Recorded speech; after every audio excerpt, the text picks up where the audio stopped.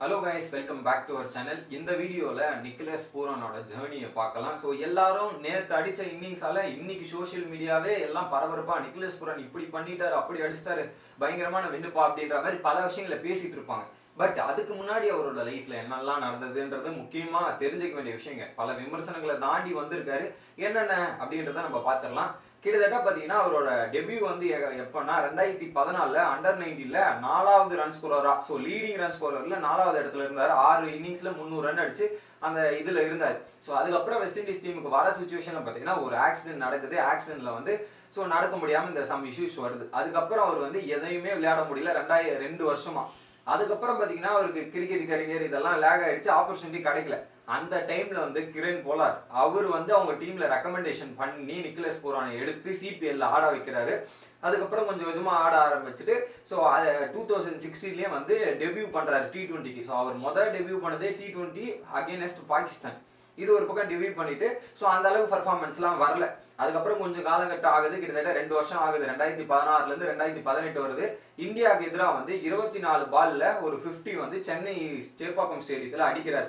அதுக்கப்புறம் ஆப்கானிஸ்தான், பங்களாதேஷ், அப்புறம் ஸ்ரீலங்காவுக்கு எதிராக ஒரு பயங்கரமான 100 அடிக்கிறார். இதுதான் இனிஷியல் ஸ்டார்டிங் ஸ்டேஜ்.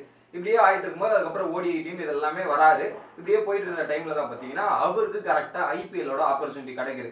2016 ஆண்டே 18ஆம் ஆண்டே பார்த்தீங்கன்னா மும்பை இந்தியன்ஸ் டீம்ல எடுத்து வச்சிருக்காங்க. பட் அந்த அளவுக்கு அவரை யூஸ் பண்ணல. அதே 2019ஆம் ஆண்டு 4.2 கோடிக்கு வந்து ஐபிஎல்ல பஞ்சாப் கிங்ஸ் டீமுக்கு எடுக்கிறாங்க. கிட்டத்தட்ட பஞ்சாப் கிங்ஸ்க்காக ஒரு 35 மேட்ச் விளையாடி இருக்காரு. கிட்டத்தட்ட 600 ரன் தான். ஸோ அந்த அளவுக்கு பர்ஃபார்மன்ஸ் கொடுக்க முடியல.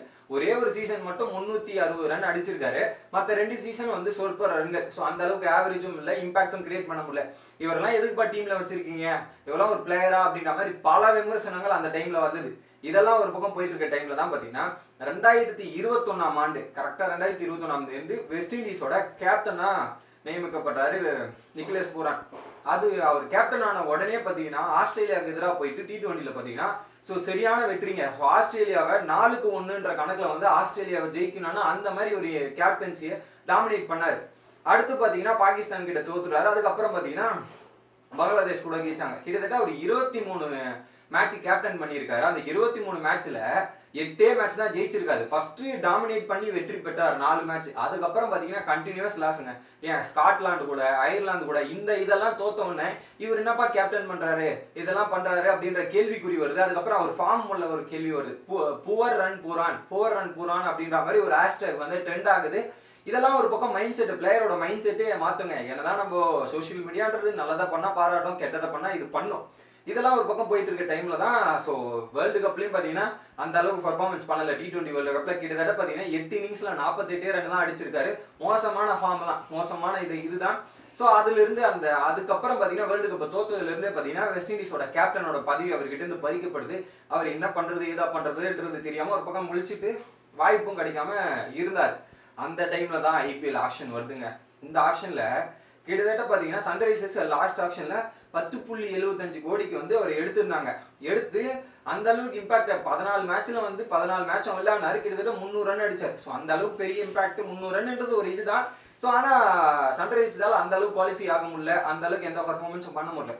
திருப்பி ரிலீஸ் பண்ணாங்க. இந்த வருஷம் அவரை வந்து 16 கோடிக்கு ஒரு ஏலம் எடுக்கிறாங்க லக்னோ சூப்பர் ஜெயின்ஸ். பட் 16 கோடியோட ஒர்த்து வந்து அவரால் இல்லை, மற்ற டீமோட ரெக்யூர்மெண்ட். மற்ற டீம் எல்லாருமே நிக்கலஸ் பூரான் எங்களுக்கு வேணும் அப்படின்ற மாதிரி அவங்க ஆர்வத்தோட இது ஆக்ஷன் பண்ண ஆரம்பிச்சாங்க. அதனால அவர் போனார் பல டீம்களுக்கு. ஸோ அந்த 16 கோடி எடுத்தாங்க. அவர் ஒர்த்தாப்பா 16 கோடிக்கு, அவர்லாம் பூரான் இந்த மாதிரி பல விஷயங்கள் இது பண்ணிட்டு அவர் எதுக்கு டீம்ல எடுத்திருக்கீங்க அப்படின்ற மாதிரி பல விமர்சனங்கள் லக்னோ சூப்பர் ஜெயின்ஸ் மேலேயும் வந்தது, நிக்கலஸ் பூரான் மேலேயும் வந்தது.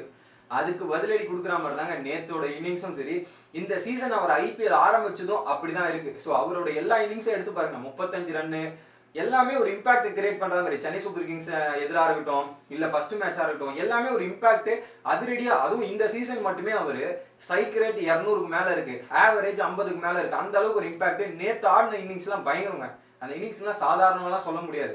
கிட்டத்தட்ட 18 பாலுக்கு 62 ரன் அடிக்கிறதுனா சாதாரணமா ஒரு வந்த 2வது பால்ல இருந்து 6 தாங்க. சோ ஒரு பக்கம் மேட்சே கைவிட்டு போயிருச்சுன்றத இம்பாசிபிளா பாசிபிள் ஆக்கி காமிச்சிருக்காரு. அதுதான் நிக்கலஸ் பூரான். என்னோட வேல்யூ இதுதான், என்னோட தரம் இதுதான் அப்படின்றத சோ யார் என்ன வேணாலும் சொல்லட்டும், நான் யாருன்றத நான் தான் நிரூபிப்பேன் அப்படின்றத வந்து நேத்து நிரூபிச்சு காட்டுறதுக்காக நிக்கலஸ் பூரான். சோ இன்னைக்கு ஃபுல்லா எந்த சோசியல் மீடியா அவரு மோசமானவர் போர் ரன்ன்ற மாதிரி போட்ட சோசியல் மீடியாவே இன்னைக்கு அவரை பாராட்டப்படுது. எல்லா இடத்துலயும் இன்னைக்கு நிக்கலஸ் பூரான்ன்றது பேர் தெரிய வருது. அதுக்கு எல்லாமே நம்ம மேல நம்ம நம்பிக்கை வச்சா நம்மளால முடியும்ன்றது நம்ம எண்ணம் உருவாக்குவோங்க.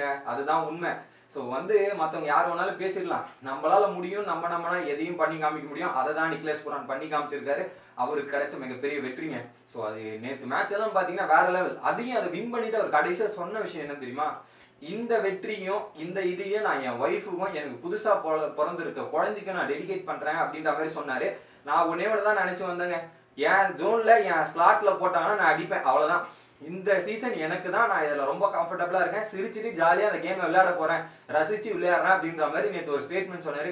கண்டிப்பா இந்த சீசன் நிக்கலஸ் பூரானுக்கு ஒரு மிகப்பெரிய பிரேக்கிங் சீசனா இருக்கும்ன்றது எனக்கு தோணுது. நீங்க என்ன நினைக்கிறீங்க அப்படின்றத கமெண்ட் பண்ணுங்க. வீடியோ பிடிச்சிருந்தா லைக் பண்ணுங்க.